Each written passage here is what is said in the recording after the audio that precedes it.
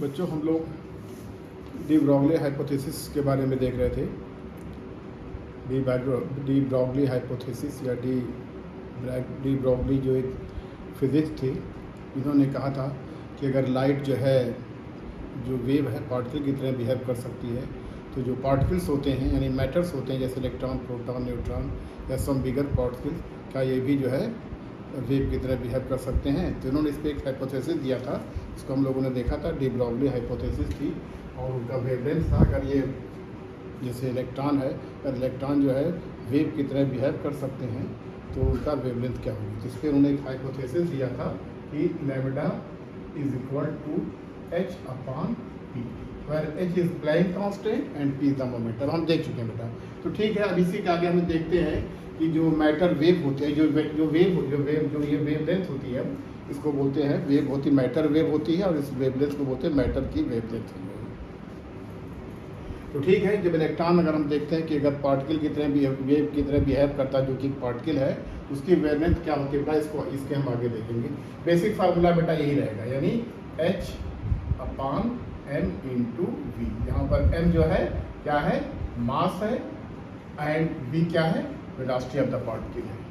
तो पार्टिकल, कोई पार्टिकल अगर मूव कर रहा है वी वेलोसिटी से, तो उसका जो वेवलेंथ होगी this will be equal to lambda h upon p या h upon m v, where h जो है प्लाइंग कांस्टेंट है, इसको जानते हैं। तो अब हम देखते हैं बेटा कि डी ब्रॉगली वेवलेंथ में जो है कि उसकी इलेक्ट्रॉन की क्या होगी। इलेक्ट्रॉन जो कि क्या है, पार्टिकल है, लेकिन अगर ये इलेक्ट्रॉन जो है पार्टिकल अगर ये मूव करता है तो उसकी हमें क्या है, वेवलेंथ इसकी कितनी होगी, यानी इसकी जो मैटर वेव कितनी होगी या डी ब्रॉगली वेवलेंथ कितनी होगी।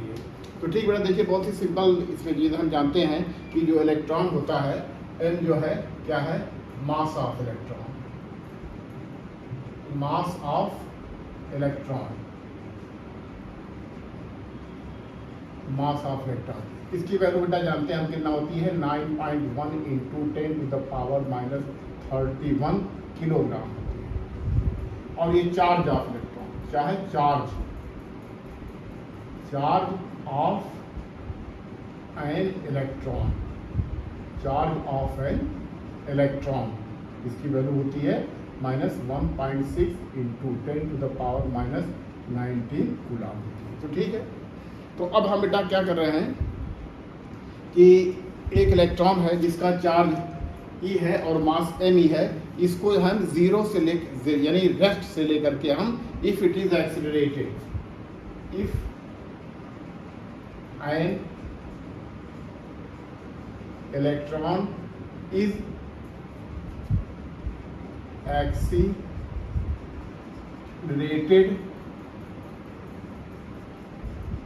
from rest to a potential difference of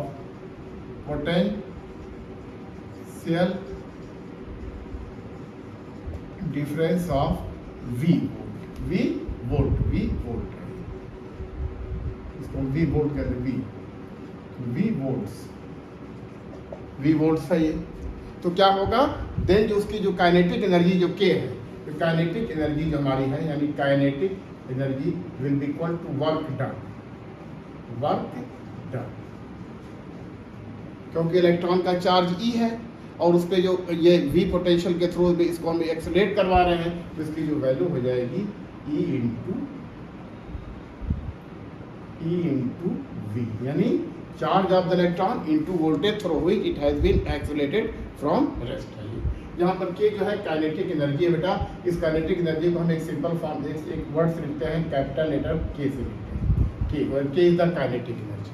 अच्छा, काइनेटिक एनर्जी जो होती है जब ये एक्सेलरेट करेगा इलेक्ट्रॉन, तो ये जो काइनेटिक एनर्जी होगी इस बराबर होगी किसके, half m into v square के होगी ना, जहाँ पर m क्या है, mass of the electron, v is the velocity through which electron is moving in the electric field, electric field से ये मूव कर रहा है। तो ठीक है बेटा, अब हम देखते हैं इसमें क्या करना है।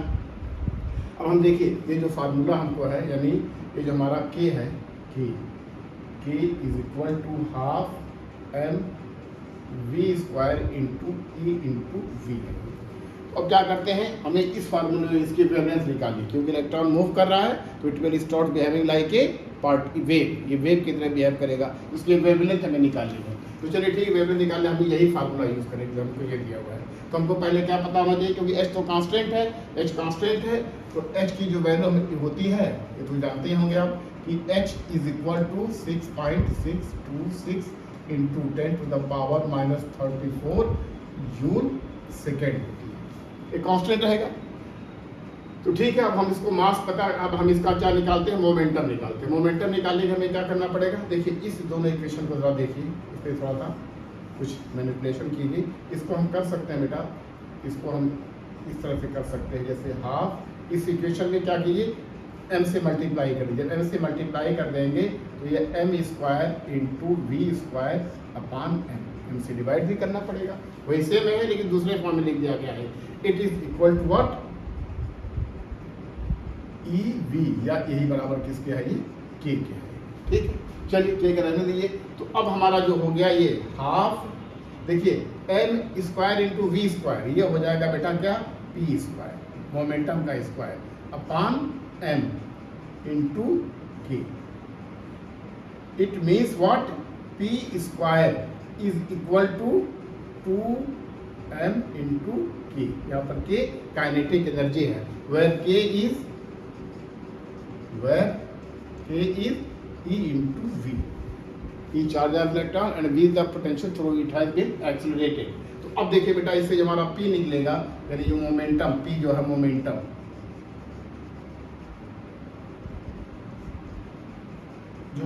निकलेगा P, ये कितना हो जाएगा, √2m इंटू k। यहाँ पर k क्या हमारी है, काइनेटिक एनर्जी है, या इसको लिखना चाहते हैं इसको इस फॉर्म में भी लिख सकते हैं, 2m, k की वैल्यू क्या है, E into v।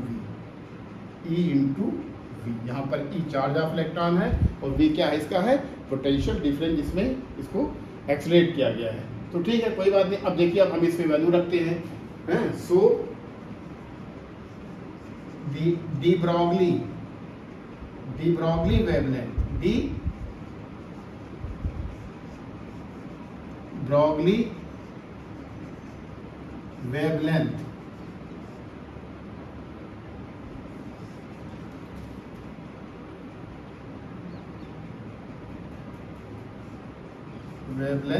Of electron,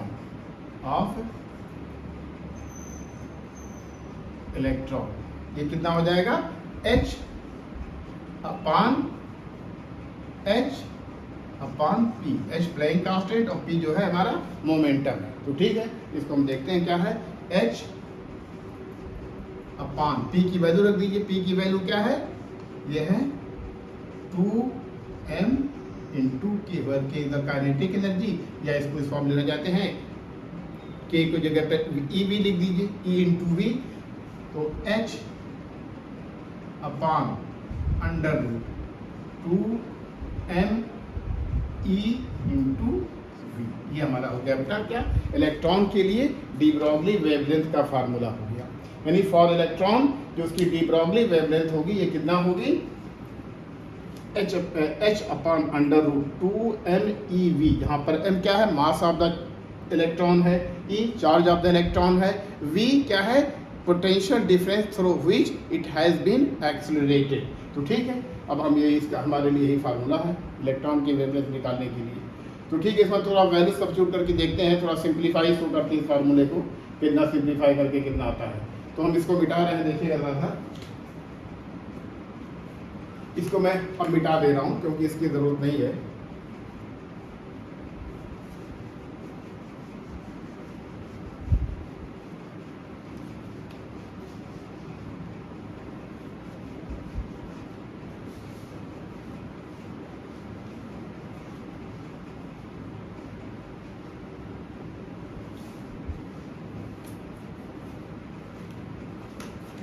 यानी अब हमारे लिए एक जनरल फार्मूला है, general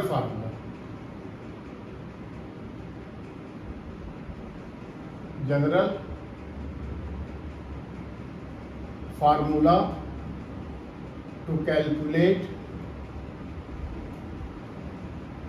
the matter wave, the de Broglie wave, de Broglie wave for charged particle, for charged particle,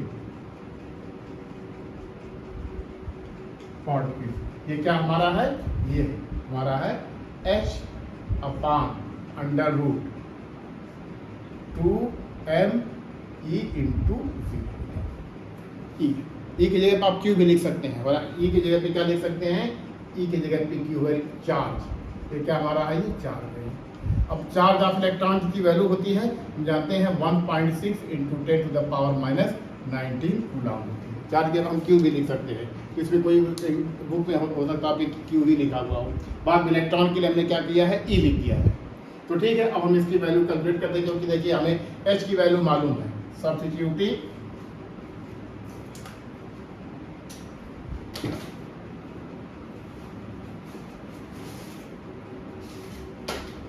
अब बेटा क्या करते हैं, सब्स्टिट्यूटिंग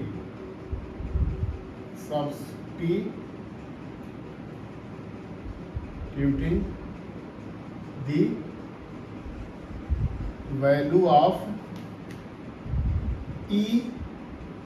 em for electron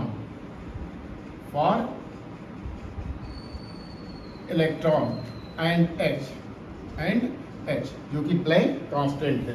तो फॉर इलेक्ट्रॉन के लिए क्या हो जाएगा, फॉर एन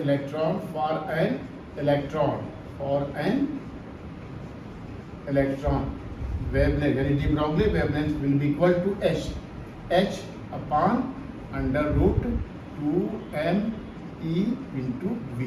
कितना हो जाएगा ये, h की वैल्यू कितनी होती है, 6.626 into 10 to the power minus 34 joule second. Unit नहीं लिख रहे बेटा, सीधे हम इसकी न्यूमेरिकल वैल्यू लिख रहे हैं। और 2 तो है ही, 2 तो कांस्टेंट है ही, 2 कांस्टेंट है। m जो होती है मास ऑफ द इलेक्ट्रॉन है। मास ऑफ द इलेक्ट्रॉन क्या होता है, 9.1 into 10 to the power minus 31 kilogram. और चार्ज ऑफ इलेक्ट्रॉन क्या होता है, 1.6 into 10 to the power minus 19 coulomb into v, potential difference है। तो सारी वैल्यू देखिए बेटा, ये भी न्यूमेरिकल वैल्यू इसमें है, सब इसमें है। फिर हमारा क्या अननोन क्वांटिटी क्या है, वी है। तो इस सब की जो वैल्यू हम कैलकुलेट करेंगे बेटा, तो ये निकल करके आएगी 12.27 into 10 to the power minus 10 upon under root v. ये हमारा वैल्यू निकल किसके लिए, इलेक्ट्रॉन के लिए निकल करके आएगी। ये वैल्यू किसके लिए निकल करके आएगी, हमारी इलेक्ट्रॉन के लिए निकल कर आएगी। 12.27 into 10 to the power minus 10, या इसको हम ऐसे भी लिख सकते हैं क्या, 12.27 अपॉन अंडर रूट वी। ये एंगस्ट्रॉम यूनिट में लिखेंगे, क्योंकि एक एंगस्ट्रॉम क्या होता है, 1 angstrom is equal to 10 to the power minus 10 metre होगा। ये बेटा आएगी हमारी मीटर की, ये एंगस्ट्रॉम में हो गई है। तो इस तरह से जो इलेक्ट्रॉन की जो वेवलेंथ बेटा निकल करके आई है, ये आई है 12.27 upon under root v, where v is the potential, जो पोटेंशियल डिफरेंस है जो अप्लाई जिसमें इलेक्ट्रॉन एक्सलेट कर रहा है, इसकी वैल्यू इस तरह से निकल करके आई हम। या एक सीधा सा फार्मूला ये भी लिखा रहता है किसी बुक में। ये सारी वैल्यू हमने बेटा कैलकुलेट करके लिखी है, सारी वैल्यू हमने क्या की है, कैलकुलेट करके लिखी है। या इसको हम ऐसे भी कर सकते हैं,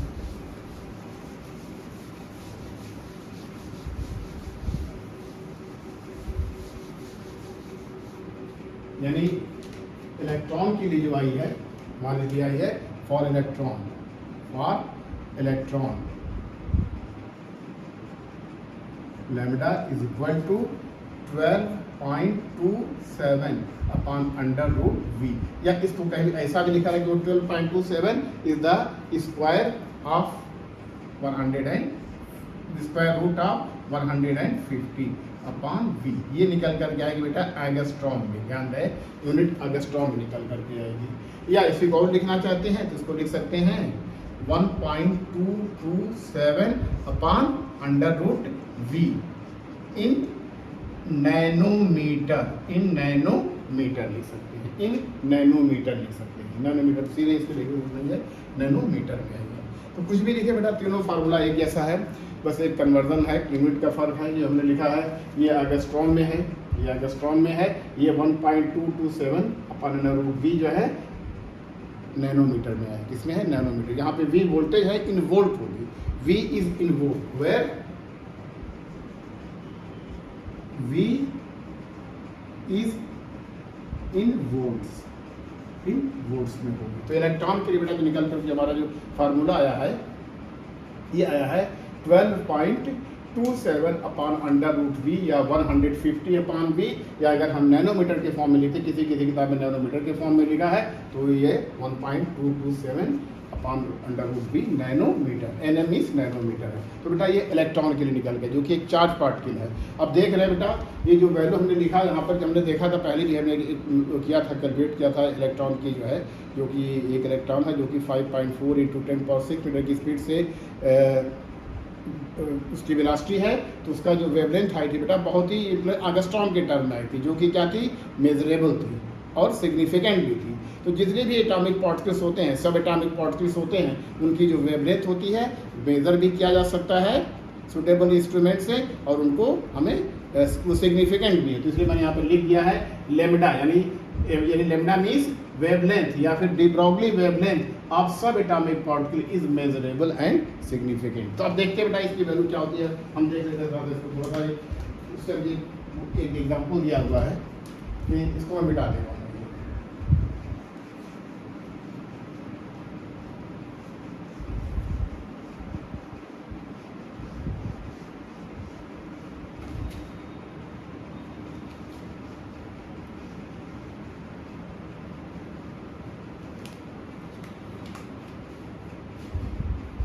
हमने देखा फॉर इलेक्ट्रॉन,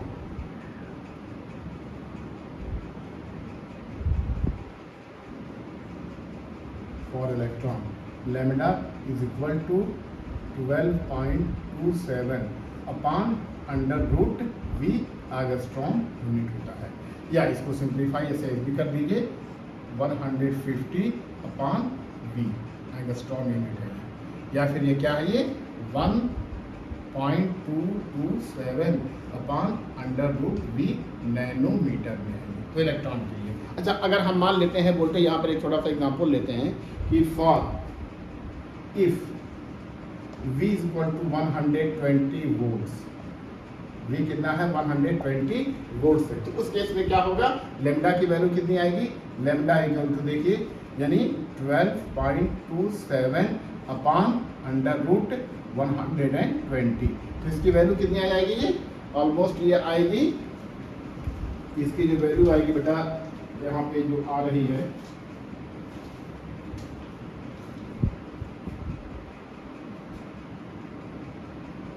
1.12 एंगस्ट्रॉम आ रही है, या 0.112 नैनोमीटर आ रही है। किसके लिए?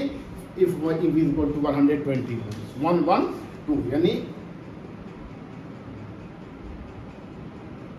देखा आपने, अगर हमें एक्सीलरेटिंग पोटेंशियल की वैल्यू 120 वोल्ट है, तो इलेक्ट्रॉन की जो वेवलेंथ आएगी बेटा निकल करके 1.12 एंगस्ट्रॉम या 0.112 नैनोमीटर निकल करके आएगी। तो ये जो वेवलेंथ है बेटा, ये क्या है? हमारी सिग्निफिकेंट भी है, ये सिग्निफिकेंट भी है और मेजरेबल भी है। अच्छा, इसे और भी एक पता चलता है, इसका जो ऑर्डर है, दिस वेवलेंथ जो हमारी है, दिस वेवलेंथ ये जो है, this lambda is of the same order as the spacing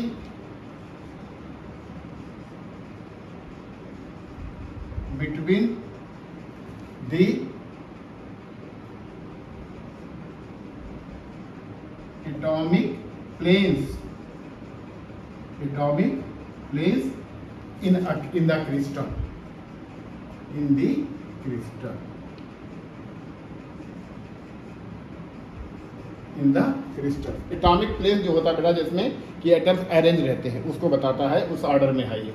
तो इसका मतलब ये भी हुआ, इससे एक बात ये भी पता चलती है कि इलेक्ट्रॉन जो है, जो वेवलेंथ जो कि सिग्निफिकेंट और मेजरेबल भी है, ये किसके है, और ये जो है किस ऑर्डर में है, एक्स रेज के order, between the place of the, ये जो है एक्स रेज के ऑर्डर में, ये एक्स रेज की वेवलेंथ, एक्स रेज की वेवलेंथ के बराबर है। इससे ये भी सजेस्ट होता है, ये यानी ये जो इलेक्ट्रॉन की वेवलेंथ की वैल्यू बाद ये 0.112 नैनोमीटर भी सजेस्ट करती है कि जो डिफ्रैक्शन इलेक्ट्रॉन जो डिफ्रैक्शन होता है, जैसे एक्स रेज में जो डिफ्रैक्शन किया था, एक्स रेज में जो डिफ्रैक्शन हुआ था, ब्रैग्स ने किया था, ब्रैग्स ने दिया था, उसका यूज़ करके जो है हम जो है डेविसन एंड जर्मन फार्मूले, डेविसन एंड जर्मर दोस्त जो इन्होंने क्या था कि डिफ्रैक्शन क्या था, यानी इलेक्ट्रॉन की जब प्रॉपर्टी, इलेक्ट्रॉन को जब वेव प्रॉपर्टी को स्टडी कर रहे थे तो उन्होंने इसकी वेवलेंथ निकाला था, डेविसन एंड जर्मर ने।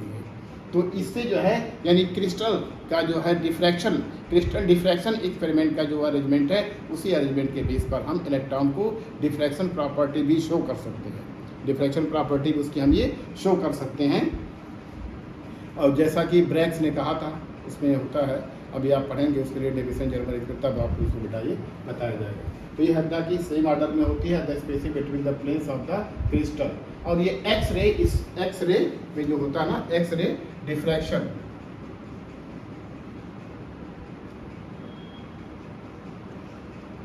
डिफ्रैक्शन फॉर क्रिस्टल, क्रिस्टल के जो था उसके लिए हम यूज कर सकते हैं। तो ठीक है, इसके बाद हम देखते हैं कि जो इलेक्ट्रॉन है, जो कि पार्टिकल है, जब काफ़ी हाई स्पीड से चलता है, उसमें जो मोमेंटम आता है उसके लिए से ये इसमें वेवलेंथ आती है, जो कि डी ब्रॉगली वेवलेंथ या मैटर वेव होती है। और इसकी जो है डिफ्रैक्शन प्रॉपर्टी, जो कि किसकी प्रॉपर्टी होती है, वेव की प्रॉपर्टी होती है, यानी इलेक्ट्रॉन जब वेव की तरह बिहेव कर सकते हैं। तो डेविसन और जर्मन ने अपने एक्सपेरिमेंट में प्रूव किया कि इलेक्ट्रॉन में जो होता है, इलेक्ट्रॉन में जो होती है फास्ट मूविंग इलेक्ट्रॉन में डिफ्रैक्शन प्रॉपर्टी भी होती है। तो इसको हम आगे देखेंगे। फिलहाल जो था क्या एटॉमिक, क्योंकि इसके बोर्ड से बहुत क्वेश्चंस आता है, बोर्ड से तो हर साल मैं देखता हूँ कि CBSE, ICSE या फिर यूपी बोर्ड में या और तमाम तरह के बोर्ड में इस तरह क्वेश्चन ही फार्मूले पर आता है, डायरेक्ट फार्मूले पर आता है। इसे बेटा कुछ नहीं था, जो जनरल फार्मूला अगर आपको याद है तो किसी भी चार्ज पार्टिकल की निकाल सकते हैं। तो ठीक है, इसको हम जो है अब हम मिटा रहे हैं।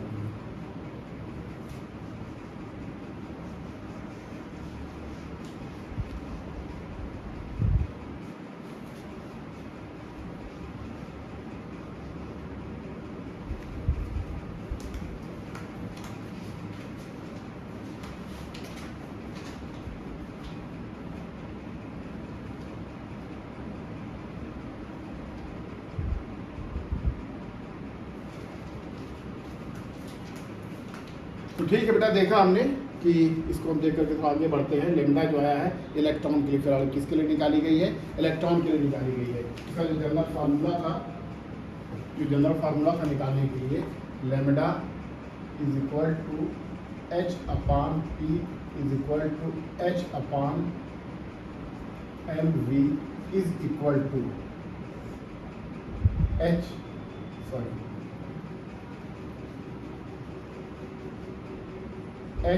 अपॉन √2m इंटू k, या is equal to H upon √2m eV। ये है बेटा, ये एक जनरल फार्मूला है। फार्मूला, बेसिक फार्मूला तो हमारा यही है, लेकिन ये जो है काइनेटिक एनर्जी है और इलेक्ट्रॉन वोल्ट क्या है, वर्क डन है, या भी कह सकते हैं काइनेटिक एनर्जी जो होती है के होती है, काइनेटिक एनर्जी ये होती है eV के बराबर। ये जनरल फार्मूला है। तो अभी तक हमने किसके लिए निकाला है, इलेक्ट्रॉन का, क्योंकि इलेक्ट्रॉन का हमें मास पता है, चार्ज पता है। अब इस तरह से और भी जो चार्ज पार्टिकल होते हैं उसकी वैल्यू हम निकालने की कोशिश करते हैं। ये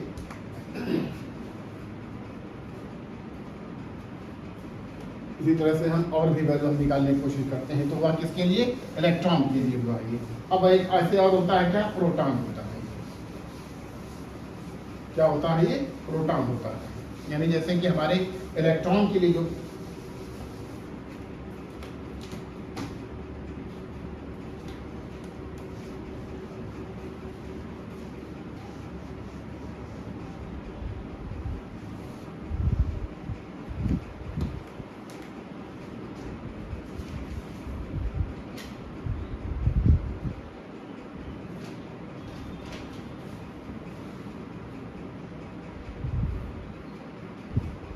ऐसे हम देख लेते हैं फॉर प्रोटॉन, किसके लिए देखते हैं, प्रोटॉन भी चार्ज पार्टिकल है, फॉर प्रोटॉन। इसी बेटा देखिए हम इसमें सारी वैल्यू रख देंगे, एच तो है ही, एच यूनिवर्सल कांस्टेंट है, एच की वैल्यू रख देंगे तो जो लैम्डा जो होगा बेटा प्रोटॉन, यानी प्रोटॉन के लिए इसकी जो वैल्यू होगी ये कितनी हो जाएगी, इसको एक फार्मूला निकल करके आ रहा है 0.286 upon under root v angstrom, ये एंगस्ट्रॉम में आएगी, क्योंकि हम जानते हैं जैसे इलेक्ट्रॉन का चार्ज कितना था 1.6 था, प्रोटॉन का भी चार्ज कितना होता है, चार्ज ऑन प्रोटॉन ये होता है बेटा प्लस 1.6 इंटू 10⁻⁻⁹ कूलम। जैसे इलेक्ट्रॉन पे पॉजिटिव, प्रोटॉन पे नेगेटिव चार्ज होता है, लेकिन जो ये जो डी ब्रॉगली वेवलेंथ होती है बेटा ये चार्ज पे डिपेंड है, किसी पे चाहे पॉजिटिव चाहे नेगेटिव वेवलेंथ सबके लिए सेम है, वेवलेंथ पे इसमें कोई फर्क नहीं पड़ता है। अच्छा अब मास क्या होगा, mass of proton, mass of proton ये कितना हो जाएगा, ये इसको हम जानते हैं बेटा क्योंकि इलेक्ट्रॉन से हैवियर है, ऑलमोस्ट 2000 टाइम्स हैवियर होता है, इसकी जो वैल्यू निकल करके आती है 1.6727 इंटू 10⁻⁻27 किलोग्राम आती है। तो अगर इस सारी वैल्यूज को हम इस फार्मूले में रखेंगे, यानी ये सारी वैल्यू जो है हम इस फार्मूले में रखेंगे तो इसमें प्रोटॉन की वेवलेंथ जो निकलेगी लैम्डा आएगी, ये आएगी कितना 0.286 upon under root v angstrom आएगी। इसको नैनोमीटर में भी चेंज कर सकते हैं।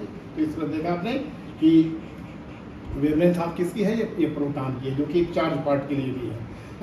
तो इसी तरह हम न्यूट्रॉन की भी निकाल सकते हैं। ये तो हमारे प्रोटॉन के लिए हो गया, ये किसके लिए हो गया, ये प्रोटॉन की, इसको नोट कर लीजिए बेटा। ये बेसिक फार्मूला हमारा जनरल फार्मूला यही हमारा है, तो इसी में भी वैल्यू रखनी है, एच की वैल्यू रखनी है, एम की वैल्यू रखनी है और ई की वैल्यू रखनी है।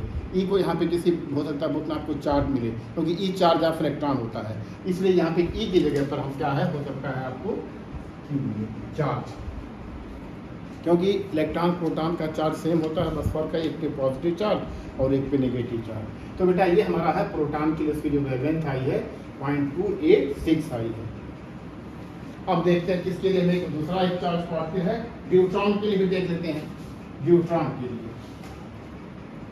इसको मिटा देते हैं, इसको हम मिटा रहे हैं for neutron.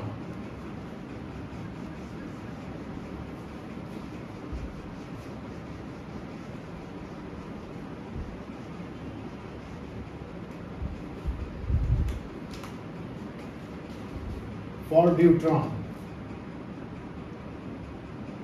for neutron, de Broglie wavelength, de Broglie wavelength या फिर मैटर वेवलेंथ, इसके लिए क्या फार्मूला बेटा यही है। लेकिन न्यूट्रॉन के लिए क्या होता है, charge of neutron, charge of neutron, और इसे mass of neutron, mass of neutron. तो चार्ज जो होता है बेटा न्यूट्रॉन का जो चार्ज होता है ये होता है प्लस 1.6 इंटू 10⁻⁻⁹ कूलम होता है, जैसा कि प्रोटॉन पे चार्ज होता है। तो इसका जो मास होता है 3.343 इंटू 10⁻⁻27 किलोग्राम होता है। जब ये सारी वैल्यू इस फार्मूले में रखेंगे तो ये जो वैल्यू निकल करके आएगी लैम्डा न्यूट्रॉन की, इसकी जो वैल्यू आ रही निकल करके बेटा 0.202 upon under root v angstrom आ रही है। ऐसे वैल्यू रख दीजिए। ये भी चार्ज न्यूट्रॉन भी, क्योंकि अल्फा बीटा भी इलेक्ट्रॉन की तरह होते हैं, तो बीटा तो नहीं है, बीटा के जस्ट लाइक इलेक्ट्रॉन होते हैं।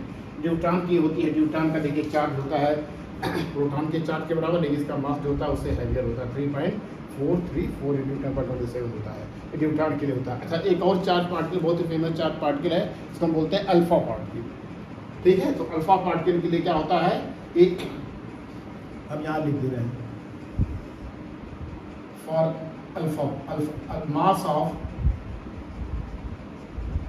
Of an alpha particle. Alpha particle का जो मास होता है बेटा, ये होता है 6.644 इंटू 10⁻⁻27 किलोग्राम होता है ये। अच्छा, और चार्ज क्या होता है? Charge of an alpha particle is equal to plus 3.2 into 10⁻⁻19 coulomb होता है। ये अल्फा पार्टिकल के लिए होता है।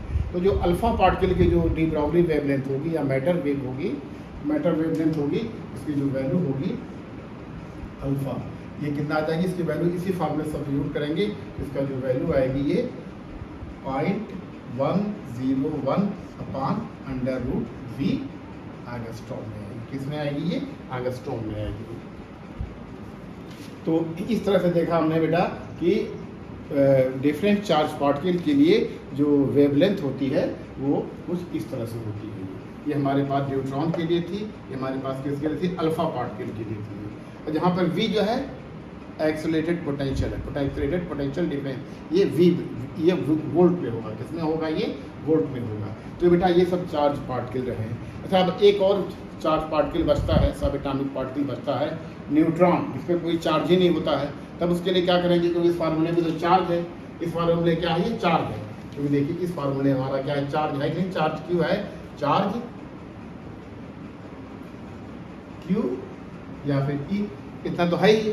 लेकिन न्यूट्रॉन पे तो कोई चार्ज ही नहीं होता है। तो उसके लिए हम कौन सा फार्मूला बेटा यूज़ करेंगे? हम उसके लिए यही फार्मूला यूज़ करेंगे। क्या? 2m, क्योंकि ये हमारी एनर्जी दी हुई है। एनर्जी जो कि किसमें हो सकती है? काइनेटिक फॉर्म में हो सकती है। हो सकता है मास है, कुछ मूव कर रहा हो, वो कर किसमें उसके लिए तो हमारा वोल्टेज देने से मूव करेगा, क्योंकि इससे कोई चार्ज ही नहीं होता है। तो उसके लिए काइनेटिक एनर्जी किसी तरह से मूव कर रहा है V वेलोसिटी से।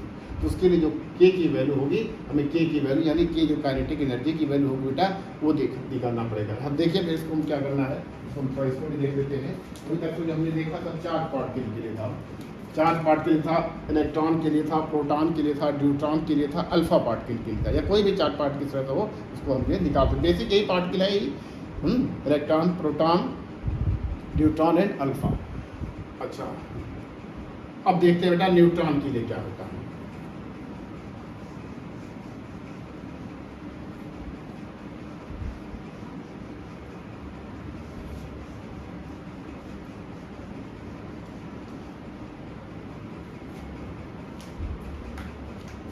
de Broglie wavelength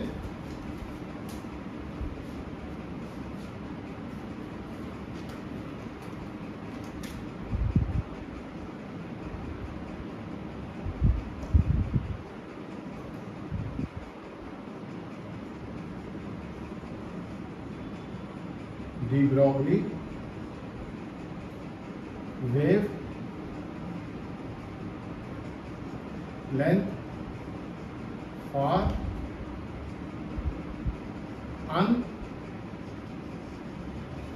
uncharged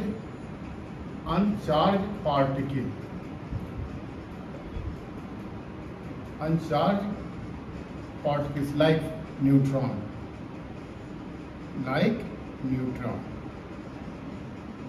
neutron में कोई चार्ज है ही नहीं, कोई चार्ज इस पर होता ही नहीं। तब इसके लिए कौन सा फॉर्मूला लिखेंगे? हम ये लिखेंगे बेटा, lambda is equal to h upon √2m into k, where k is the kinetic energy. इसमें V वाला नहीं फार्मूला लगा सकते हैं, क्योंकि हमें एक्सेलरेटिंग पोटेंशियल देने से ये न्यूट्रॉन जो है एक्सेलरेट नहीं होंगे, मूव, क्योंकि इसमें कोई चार्ज ही नहीं होता है, ना तो इसमें कोई काइनेटिक एनर्जी आएगी। तो किसी तरह से जो है इसको हम मूव करा देते हैं, किसी तरह से काइनेटिक एनर्जी दे देते हैं, तो उस केस में जो आएगा। अच्छा, हम जानते हैं बेटा कि H जो होता है, H is equal to 6.626 into 10⁻⁻34 joule second होता है। और mass for neutron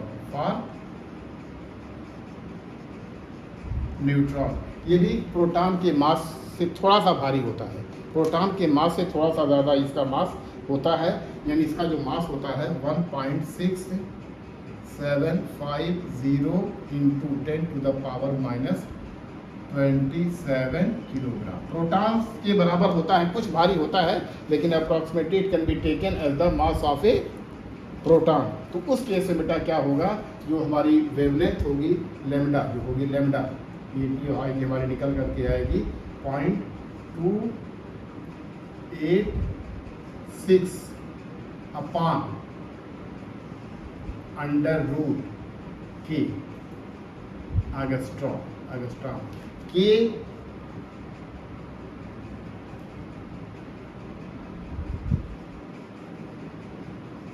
where K is the kinetic energy in electron volt में।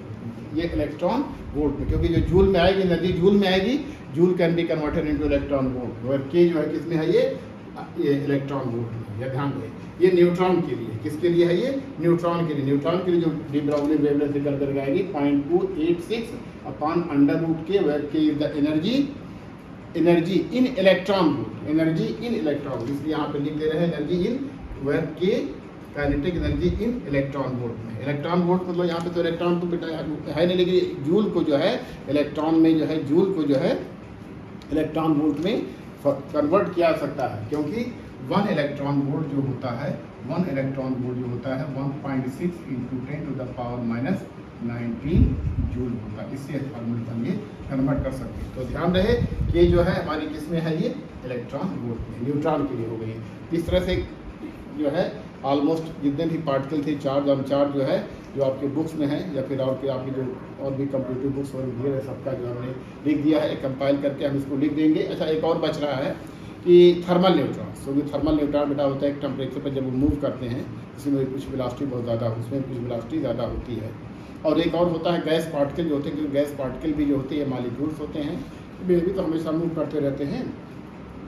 उसकी भी कुछ आपने देखा था, √3² वेलोसिटी निकाला था, तो उसका भी वेवलेंथ होती है, उसकी भी वेवलेंथ। जितने भी पार्टिकल हैं बेटा, अगर मूव कर रहे हैं तो उसमें वेवलेंथ जरूर होगी, यानी they behave like the wave, चाहे इलेक्ट्रॉन हो, प्रोटॉन हो, न्यूट्रॉन या कोई भी भारी ऑब्जेक्ट हो, वो भी कर सकता है। लेकिन एटॉमिक और सब एटॉमिक पार्टिकल जो होते हैं, उनकी वेवलेंथ जो होती है थोड़ा ज़्यादा होती है।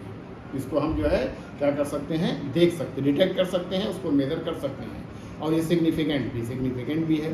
लेकिन जो बड़ी बड़ी वस्तुएं होती हैं, जैसे बाल का देखा था आपने 10⁻⁻34, इसको मेज़र करना ही नहीं पॉसिबल है, कोई मेज़र करने कोई डिवाइस ही नहीं बना है। तो ठीक है बेटा, आज के लिए इतना रहने दीजिए। अब जो है हम उसके बाद देखते हैं, क्योंकि इलेक्ट्रॉन में जो बेटा जो वेव प्रॉपर्टी होती है, इसको एक्सपेरिमेंटली जो प्रूव किया गया था, डेविसन एंड जर्मन ने प्रूव किया था बाई जो है क्रिस्टल स्कैटरिंग मेथड से की गई थी। जैसे कि ब्रैग्स लॉ आपने एक्सरेज वगैरह जब पढ़े थे, क्योंकि एक्सरेज तो हमारी रेज है, ये तो ये एक्सरेज जो हमारी तो ये इलेक्ट्रोमैग्नेटिक वेव की तरह बिहेव कर रही है। जो वेव है इसमें जो है डिफ्रैक्शन तो होगा ही होगा। तो अब इलेक्ट्रॉन को भी उसी तरह से बहुत हाई वेलोसिटी दे करके जो है हम जो है उस पर डिफ्रैक्शन प्रॉपर्टी उसकी पता कर सकते हैं। तो ठीक है, आज के लिए रहने दीजिए, और आगे से फिर मैं कुछ डेविसन और जर्मन एक्सपेरिमेंट के बारे में थोड़ा स्टडी करें, क्योंकि कोर्स में आपके पास डेविसन जर्मन है। क्योंकि इसमें मैं देखा था मैंने कि IIT में भी और सब में जो है इसमें नीट पे तो नहीं आया था, लेकिन IIT में जो है कुछ क्वेश्चन बेस पे आए थे। बहुत सिंपल है, ब्रैग्स लॉ वगैरह भी है, लेकिन ब्रैग्स लॉ वगैरह तो आप जब हायर क्लास में जाएंगे तब बताया जाता है, लेकिन ब्रैग्स लॉ की हेल्प लेनी पड़ेगी। डेविसन और जर्मन ने ब्रैग्स लॉ की हेल्प लेकर के ही उसको डिफ्रैक्शन जो है, क्रिस्टल डिफ्रैक्शन से जो है इलेक्ट्रॉन की वेव प्रॉपर्टी को सिद्ध किया था। ठीक है, आज के लिए रहने दीजिए, धन्यवाद।